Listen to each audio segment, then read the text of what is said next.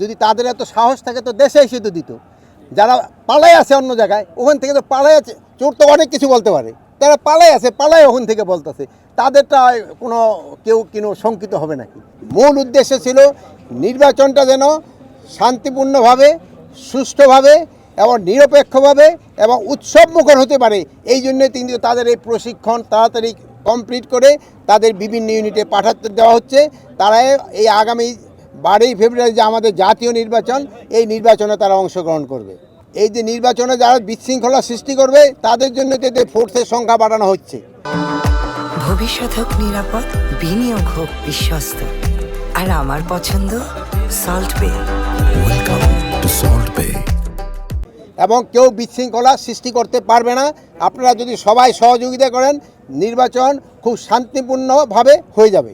এর আগে একবার বলছি যে যেহেতু বৈধ রাষ্ট্র হলো মিয়ানমার, আর আরাকান আর্মি হলো দখল করে আসছে পুরা আমাদের যে রাখাইনের বর্ডারটা, এই বর্ডারটা পুরা দখলে আছে আরাকান আর্মির হাতে। মিয়ানমার আর্মি কিন্তু বর্ডারে নাই। এই জন্য আমাদের একটা তো সমস্যা ডেফিনেটলি হচ্ছে। বাট আমাদের যোগাযোগ হলো মিয়ানমার সরকারের সাথে। তা আমাদের কোনো কিছু হলে আমরা প্রতিবাদ জানাই মিয়ানমার সরকারকে।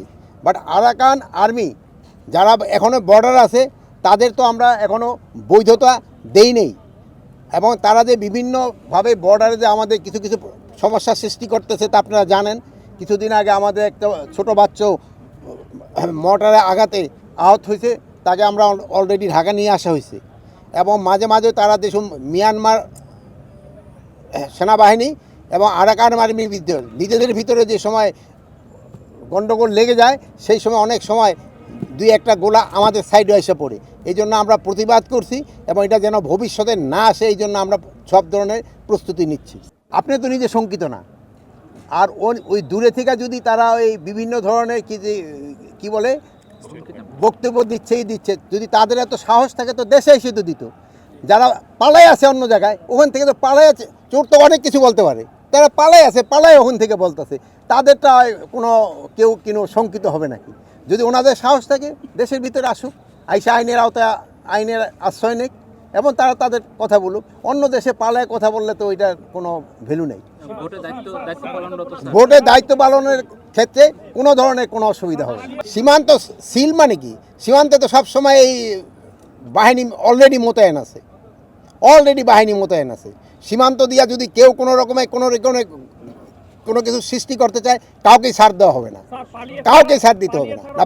পালিয়ে ছাড়া আমাদের বাহিনীর ভিতরে কোনো নাই, পালাই ছাড়া আমাদের বাহিনীর ভিতরে কেউ নাই। যেমন আপনাদের ভিতরে কোনো পালায় ছাড়া বাহিনী আপনাদের ভিতরে নাই, আপনাদের ভিতরে কেউ আছে পালায় এলার, ওইরকম বাহিনীর ভিতরেও নাই।